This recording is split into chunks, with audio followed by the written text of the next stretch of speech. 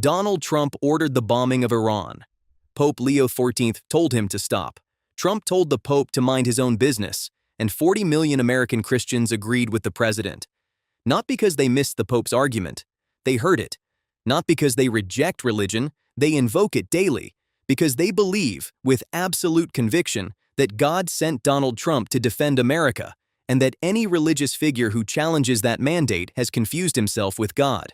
This is not a story about Iran. It is a story about who controls the moral authority of American military power, and what happens when the most powerful political leader on earth decides the answer is him alone. On April 8, 2026, American B-2 Spirit stealth bombers completed a 34-hour round trip from Whiteman Air Force Base in Missouri and reduced 15 of Iran's hardened nuclear installations to rubble.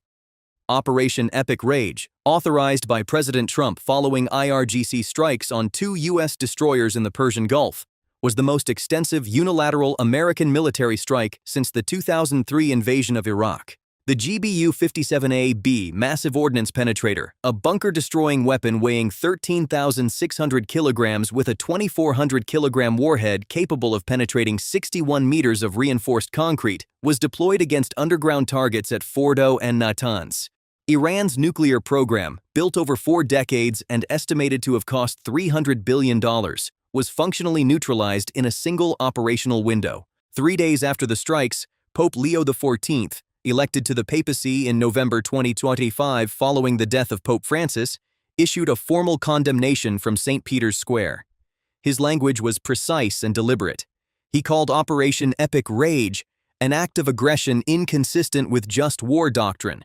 He demanded an immediate ceasefire, the withdrawal of U.S. carrier groups from the Persian Gulf, and resumption of negotiations under the Vienna framework. He did not name Trump by name. He did not need to. And Trump answered him on Truth Social 18 minutes later. The Pope should stay in his lane. We are defending America. God is on our side. These two statements, issued 18 minutes apart, represent the sharpest collision between religious authority and political power in American foreign policy history. Understanding why 40 million Americans chose the president over the Pope requires understanding what Trump spent 4 years building inside their political identity. Pope Leo XIV is not a ceremonial figure. He leads 1.4 billion Catholics worldwide. The Vatican maintains diplomatic relations with 183 countries. In the United States, 72 million citizens identify as Catholic. Among active American military personnel, Catholics constitute approximately 23% of the enlisted force. Among CIA officers and NSA analysts, internal estimates place that proportion between 29 and 31%. When the Pope condemns a military operation, he is not addressing foreign governments. He is speaking directly to nearly a quarter of the American servicemen and women who planned, flew, and executed those strikes. NBC News conducted 17 on-the-ground interviews with Trump supporters across Nevada, Ohio, and Georgia in the 48 hours following the papal statement. He's using religion for politics. He should stay out of it. God gave us Trump. He was sent here to protect this country. The Pope is wrong. The Pope doesn't live here. He doesn't get a vote on how we defend ourselves. Reuters polling on April 19 found that 67% of evangelical Protestant Trump voters believed the Pope had overstepped his authority. Among Catholic Trump voters, approximately 26% of Trump's total coalition, the figure was a striking 41%. 41% of practicing Catholics rejected their own Pope's moral authority because Trump's claim to divine mandate was more emotionally credible. The fact that an 18-minute social media post defeated a papal condemnation grounded in 1700 years of just war doctrine inside the very demographic the Pope was directly addressing is not a failure of information. It is a precise measurement of how successfully a political identity can be fused with a religious one until the two become indistinguishable. When a president invokes God's backing for a military campaign, the citizens most likely to accept that framing are not the irreligious, they are the deeply religious. And Trump had pre-built the architecture before the Pope issued a single word. The White House circulated Old Testament passages on official government social media accounts in the weeks prior to Operation Epic Rage. The Department of Defense hosted 4 interdenominational prayer services between January and April 2026. On April 21st, Trump was scheduled to read scripture aloud from the Oval Office, broadcast live to a national prayer audience of 6 million viewers. When a government has already wired divine authority into its operational infrastructure, an external religious challenge does not arrive as moral guidance. It arrives as a threat. Meanwhile, in Antalya, Turkey, the diplomatic reality was contradicting Trump's victory declarations with clinical precision. On April 18th, Iranian Deputy Foreign Minister Saeed Khatibzadeh delivered a precise technical rejection of everything Trump had publicly declared secured. Trump had announced Iran agreed to everything. Khatibzadeh's response, "We are not ready for a new round of face-to-face talks. Washington maintains maximalist demands on key issues." On uranium transfer specifically, no enriched material is going to be shipped to the United States. 2 public statements. 0 overlap. 1 unresolved war. Running beneath the stalled diplomacy, the Strait of Hormuz was delivering its own verdict without waiting for any negotiated outcome. On April 17th, IRGCN gunships fired on a Liberian-flagged tanker carrying 2.1 million barrels of crude through the 33-kilometer choke point. No radio warning, no prior communication, no provocation on the tanker's part.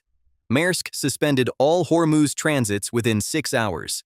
14 additional major shipping operators followed within 48 hours. Brent crude futures rose 9.2% in a single trading session.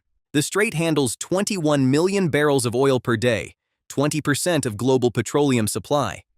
Every additional day of effective closure costs the global economy an estimated $4.2 billion in rerouting costs and supply chain disruption. This is Iran's residual leverage after its nuclear program was destroyed. Iran cannot rebuild Fordow or Natanz on any near-term timeline.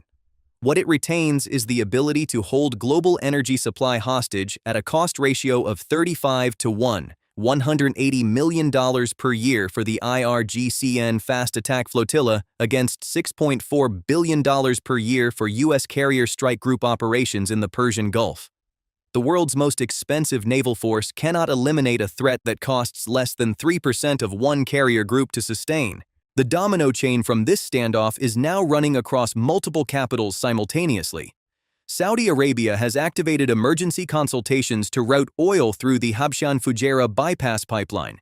Maximum throughput 1.5 million barrels per day, 7% of normal Hormuz volume. Qatar, supplying 25% of Europe's liquefied natural gas through Hormuz-adjacent terminals, has said nothing publicly. It hosts Al Udeid Air Base.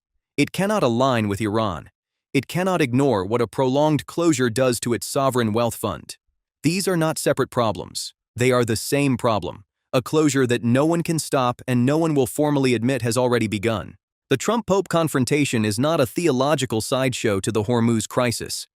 It is the ideological architecture underneath all of it, the mechanism by which an electorate processes the decision to use massive military force, assigns it moral legitimacy, and closes the circuit against external challenge. The Pope attempted to open that circuit. He was told by 40 million people who share his faith that the circuit stays closed. The geopolitical consequences of that closure, a blocked strait, a stalled deal, an unresolved war, will not wait for the theological debate to finish. What do you think about the Trump-Pope confrontation? Will the religious fracture ultimately cost Trump support among Catholic voters? Or does the conflict with Rome only harden his base going into the midterms? And on Iran, is the Hormuz disruption the opening move of a second escalation or Tehran's last card before the deal collapses entirely? Drop your answer in the comments. If you want more briefings like this, subscribe and hit the bell. We cover every major move before the mainstream catches up.